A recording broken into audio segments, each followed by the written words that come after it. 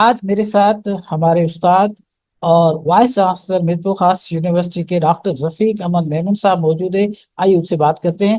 Doctor رفیق صاحب، سب سے پہلے ہم آپ کو ویلکم کرتے ہیں۔ سر، میرا آپ سے سب سے پہلا یہ سوال ہے سر ہے کہ آپ یونیورسٹی کو کس طرح دیکھتے ہیں؟ ہمارے پاس یونیورسٹی کا ایک یہ کنسپٹ ہے کہ جو ہمیں ڈگری دے ہم اس کو یونیورسٹی کہتے ہیں۔ ویسے یونیورسٹی کی ڈیفینیشن کیا ہے؟ آپ تھوڑی روشنی ڈالیں۔ Inviting me for this interview.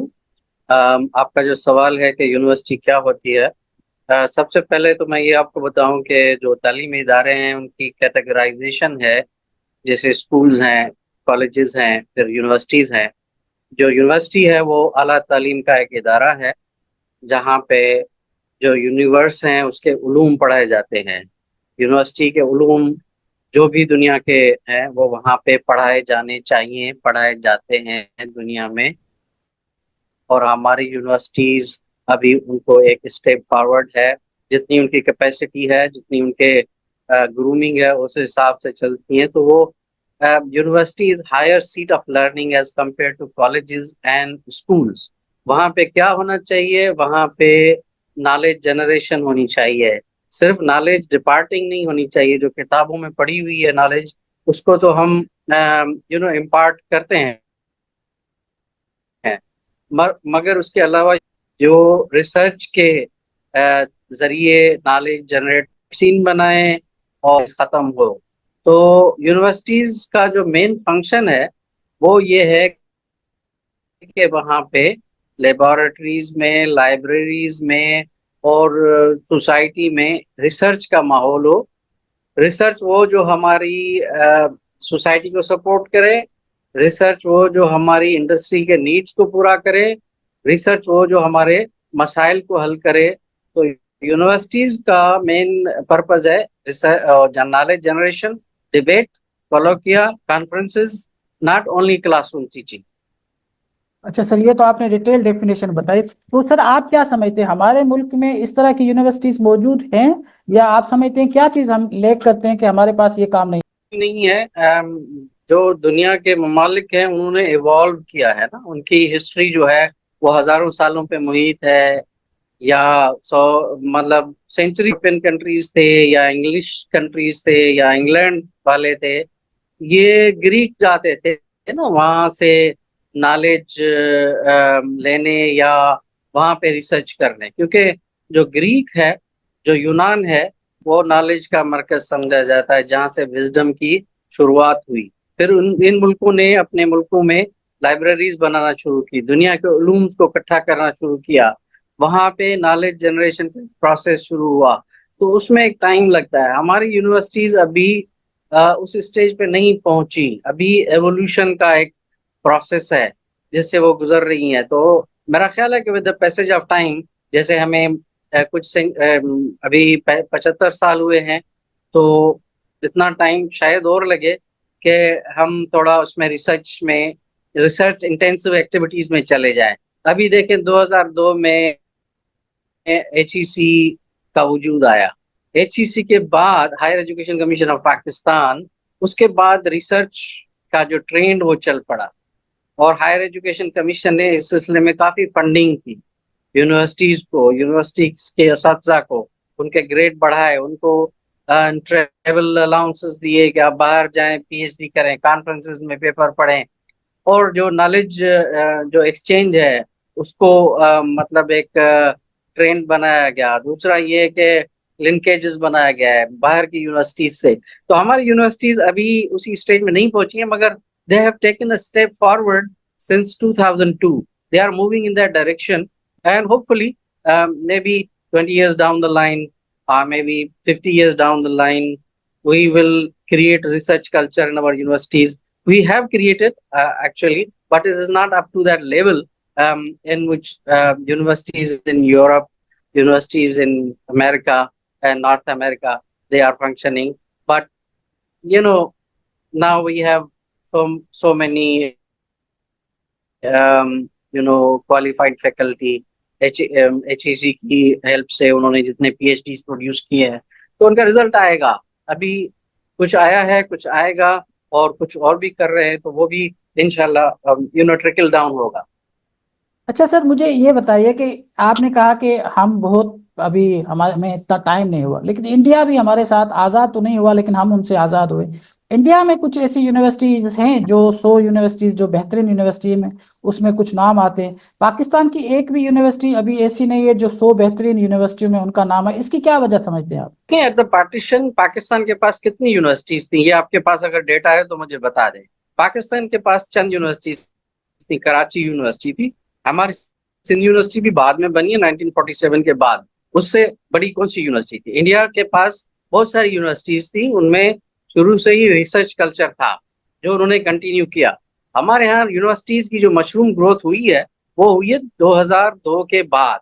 उससे पहले हमारे पास जो यूजीसी था, यूनिवर्सिटी ग्रांट्स कमीशन, वो यूनिवर्सिटीज के फंडिंग को रेगुलेट करता था, उसका रिसर्च पर इतना फोकस नहीं था।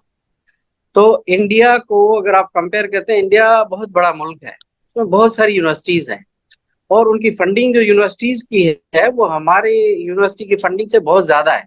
हमारी जो फंडिंग है वो इतनी ज्यादा नहीं है। यूनिवर्सिटीज जो हैं वो अपने मुलाजमीन के अमाउंट बताया, वो हमारे मुल्क के बजट से ज्यादा था। तो वन ऑफ द रीजंस ये भी है कि जो जो रिसर्च में फंडिंग की जानी चाहिए उतनी नहीं होती है हमारे मुल्क में। रिसर्च फंडिंग जब तक ज्यादा नहीं होगी, और हमारे यहाँ जो लेबोरेटरीज को या लाइब्रेरीज को, हमारी यूनिवर्सिटीज में अभी तक डिजिटल लाइब्रेरी भी आम नहीं हुई है। तो डिजिटल लाइब्रेरी मुख्तलिफ यूनिवर्सिटीज में मुख्तलिफ यू नो टाइमिंग्स में होती है। तो ये कल्चर अभी मतलब ग्रो हो रहा है, इवॉल्व हो रहा है। तो इंशाल्लाह लेट्स नॉट बी पेसिमिस्टिक, तो ये होगा, with the passage of time हो जाएगा। अच्छा सर, आपने कहा कि हमारे पास अभी पीएचडीज आएंगे, कुछ आ चुके हैं। ये पीएचडीज का क्या सर इशू है? ये जब आते हैं बाहर से पढ़ के आते हैं, ये क्लास में जाना पसंद नहीं करते। इनका ख्याल होता है कि हम एडमिनिस्ट्रेशन की कोई पोजीशन ले। ये क्या माजरा है सर? ये इस तरह क्यों होता आप आई डोंट नो कि आपके पास क्या डेटा है इस बारे में, या एक स्वीपिंग जनरलाइजेशन कर रहे हैं। बहुत सारे पीएचडीज हैं जो अपने काम में मसरूफ हैं, वो अपने है? ये लेबोरेटरीज एक में, अपने परसेप्शन है सर। क्लासेस में हैं। एक्सेप्शंस तो हर जगह पे होती हैं, परसेप्शन तो वो मतलब नहीं होती ना, ये तो हाइपोथेटिकल है कि भाई ये है।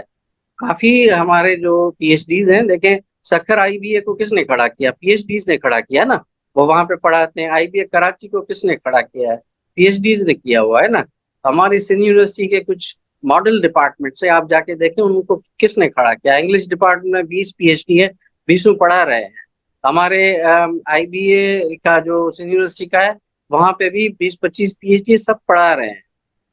चंद होंगे जो एडमिनिस्ट्रेशन में उनकी सर्विसेज रिक्वायर्ड, जैसे कुछ ऑफिसेज हैं जिसके लिए पीएचडी का होना जरूरी है, जैसे क्वालिटी एनहांसमेंट का ऑफिस है, जैसे ओरिक का ऑफिस है। ओरिक के ऑफिस में भी जो उस्ताद हैं उनकी जरूरत पड़ती है, तो उनको एडिशनल चार्जेस जरूर होती होंगी। कुछ यूनिवर्सिटीज में ये ट्राई करते होंगे कि हमें रजिस्ट्रार बनाया जाए, ये बनाया जाए, मगर उनका इतना तादाद नहीं है। आप इस्लामाबाद की यूनिवर्सिटीज में देखें, सारे पीएचडीज अपने अपने काम कर रहे हैं। आप पंजाब में जाएं, तो ये परसेप्शन है। परसेप्शन को आप मतलब आप जो साइंटिफिक नहीं कह सकते ना, ये तो मतलब बात फैलाई हुई है। अच्छा सर, दूसरी बात ये कि जो हमारे पास इनरोल पीएचडी है और जो बाहर से करके आते हैं, आपने भी माशाल्लाह बाहर से लीड से की हुई है, तो आप क्या समझते हैं? ये भी एक परसेप्शन है, आप इसको पता नहीं किस तरह से जस्टिफाई करेंगे। कहते हैं कि यहाँ पे लोग जो बच्चे हैं वो थीसिस जो है वो उस तरह नहीं करते जैसे बाहर करते हैं। आप क्या समझते हैं हमारे पीएचडी जो हमारे मुल्क में करते हैं उसको, और जो बाहर से करके आता है उसमें? देखें, आप क्वालिटी की बात कर रहे हैं, पीएचडी की क्वालिटी। हमारे यहाँ क्वालिटी चेक के लिए दो फॉरेन एग्जामिनर्स चेक करते हैं ना पीएचडी को। तो फॉरेन एग्जामिनर जो उनके पास थीसिस जाता है, वो किसी सिफारिश पे तो पास नहीं करेंगे ना। वो किसी को ऐसे ही फ्री पास तो नहीं देते ना। वो तो बिल्कुल अपना काम देखते हैं, और काम वो प्रोफेशनल अपना ओपिनियन देते हैं। तो ये भी एक साइंटिफिक, मेरा ख्याल है, परसेप्शन, ये जस्ट परसेप्शन है, कोई साइंटिफिकली प्रूवन चीज नहीं है। रिसर्च हो रही है यहाँ पे। अगर लोकली आप देखें तो हो सकता है सिर्फ अगर लोकल एग्जामिनर हो तो हमारी सोसाइटी का जो कल्चर है उसमें उसको फेवर। कितना फर्क होता है? اسی کو انشور کرنے کے لیے، کوالٹی کو انشور کرنے کے لیے ہائر ایجوکیشن کمیشن نے کافی گیٹ کیپرز لگائے ہوئے ہیں. گیٹ کیپرز یہ ہیں کہ دو جو ایگزامنر ہیں وہ باہر کے ہونے چاہیے. تو باہر کے جو ایگزامنرز ہیں ان کے پاس تھیسس جاتا ہے. وہ تو کسی کی سنتے نہیں ہے نا، وہ تو کسی کی سفارش نہیں سنتے نا، وہ تو اپنا پروفیشنل اوپینین دیتے ہیں. جب ان کا پروفیشنل اوپینین آ جاتا ہے پھر جو ہے نا وائوا ہوتا ہے اور پھر ان کو ڈگری اوارڈ کی جاتی ہے. تو کہاں پہ، کیونکہ we live in an universities are trying very hard to meet the standard, the highest standard of quality. دوسری یہ بات ہے کہ ہم اگر کوالٹی ایکسپیکٹ کرتے ہیں تو ہم اپنے پی ایچ ڈیز کو جو فیسلٹیز ہیں وہ بھی ہمیں اتنی ہی دینی چاہیے نا بیک اینڈ پہ. تو باہر پہ آپ جب پی ایچ ڈی کرنے جاتے ہیں تو آپ کو ورکنگ پلیس ملتا ہے جس کو ورک اسٹیشن کہتے ہیں. پھر آپ کو فیسلٹیز دی جاتی ہیں، کمپیوٹر، پرنٹر، انٹرنیٹ، فون، یہ وہ. آپ کو لائبریری، ڈیجیٹل لائبریری، اس کے ساری ایکسیس دی جاتی ہے جو 24/7 ہوتی ہے. تو ایز کمپیئر ٹو دیٹ، اگر ہمارے پاس جب پی ایچ ڈی اسکالرز آتے ہیں کچھ بھی نہ دیں اور دوسری طرف سے ہائی ایکسپیکٹیشنز رکھیں تو both ends should be equal نا. اور کوالٹی تو مطلب ہم انشور کر رہے ہیں کہ ہر طرح سے اس کے ہائر اسٹینڈرڈز ہوں اور وہ باہر جاتی ہے، ایویلیویٹ باہر سے ہوتی ہے، ٹیکنالوجیکلی ایڈوانس کنٹریز میں ہوتی ہے. اور اس کے بعد یہ regulars process. P H D کرنا پاکستان میں بہت مشکل ہو گیا ہے as compare to other countries. آپ یو کے میں دیکھیں، آپ کسی اور ملک میں دیکھیں تو P H D research is between supervisor and scholar. مگر یہاں پہ آپ کے 3 ریسرچ سیمینار ہوتے ہیں. سیمینارز میں آپ کو آڈینس کو فیس کرنا پڑتا ہے اور اس کے بعد دوسرا ہوتا ہے، پھر تیسرا ہوتا ہے، پھر فائنل سیمینار میں ایکسٹرنل آتا ہے، اس کو فیس باہر جاتا ہے. وہاں یہ تو میں تو نہیں وائوا ہوتا ہے. آپ کو اگر آپ کا کام کوالٹی کا ہے تو you get your degree. But یہاں پہ جو پروسیسز ہیں وہ بہت ہی مشکل ہیں. تو میں نہیں سمجھتا کہ یہ فری پاس ملتا ہے اسکالرس کو. مگر وہ جو ہم رہ رہے ہیں اپنے امپرفیکٹ سوسائٹی میں، کہاں کہیں پہ ہو سکتا ہے کسی جگہ پہ کوئی لیکوناس ہو، مگر یہ ڈیلیبریٹ اس کے بعد آپ کو تھیسس باہر جاتا ہے. اس یونیورسٹی کو ہم ایک ماڈل پریمیئر انسٹیٹیوشن بنائیں گے جو میر خاص ریجن، پورے سندھ اور پورے پاکستان کو کیٹر کرے گا انشاءاللہ. یہ ہم اس کو پہلے تو ہم اس کا انفراسٹرکچر بنانے کے چکر میں لگے ہوئے ہیں. ابھی اس کو کوئی اپنی بلڈنگ ہے نہیں، تو ابھی ایک اچھی سی بلڈنگ ہم لے رہے ہیں جس میں اس کو شفٹ کریں گے. پھر اس کو ہم جو ہے نا آٹومیشن پہ لے جائیں گے کہ اسٹوڈنٹ کا جو اٹینڈنس ہے وہ بھی آٹومیٹک ہو جائے، ٹیچرس کا اور ٹیچرس کا جو ورک لوڈ ہے وہ بھی آٹومیشن پہ آ جائے. ٹیچرس نے کتنا پڑھایا ہے اس کی پروگریس بھی آن لائن آ جائے، تو جو اتھارٹیز ہے وہ چیک کر سکیں کہ کتنا کورس کمپلیٹ ہوا ہے. اور ٹیچرس کی جو اٹینڈنس ہے اور جو اسٹوڈنٹس ہیں ان کی جو اٹینڈنس ہے یہ ساری آن لائن ہو. اور یہ سافٹ ویئرز ہم انشاءاللہ سیشن، اور اس کے بعد یہ ہوگا کہ جو امپلائیز ہیں ان کی بایو میٹرک، اور بایو میٹرک جو ہوتی ہے وہ پے سیکشن ہے اس کے ساتھ جڑے گی. اور جو جتنے دن آئے گا اس کی آٹومیٹک رپورٹ بنے گی کہ یہ لوگ اتنے دن آئے ہیں، اس حساب سے ان کی سیلری بنے گی. پلس جو ریسرچ کا انوائرمنٹ ہے، ہم لنکیجز قائم کریں گے ڈفرینٹ یونیورسٹیز سے تھرو آؤٹ دا ورلڈ. اور یہاں پہ لائبریریز اور لیبارٹریز کوشش کریں گے کہ ڈیجیٹل لائبریری سب کو دیں. تو ہم اس میں ایک جو ہے نا سافٹ ویئر ہاؤس انشاءاللہ بنائیں گے جس کو ہم انوویٹ اینڈ کمرشلائز کر سکیں. اور جو چیزیں ہیں ہماری ایکسیس بڑھائیں گے ایجوکیشن کی. جو آؤٹ لائنگ ایریاز ہیں جو جیسے تھرپارکر ہے، جیسے مٹھی ہے، عمر کوٹ ہے، کھپرو ہے، تو وہاں پہ ایکسیس بڑھائیں گے، ان کو ٹرانسپورٹ دیں گے. تو ہماری پوری یہی کوشش ہے کہ ہم اس کو ایک ماڈل انسٹیٹیوشن بنائیں کہ یہ نہ ہو کہ جو لوگ مٹی میں رہ رہے ہیں، تھرپارکر میں یا کھپروں میں رہ رہے ہیں، وہ بھی پرووائڈ کریں گے. ہم ان کو بسز بھی دیں گے کہ بھائی آ جائیں.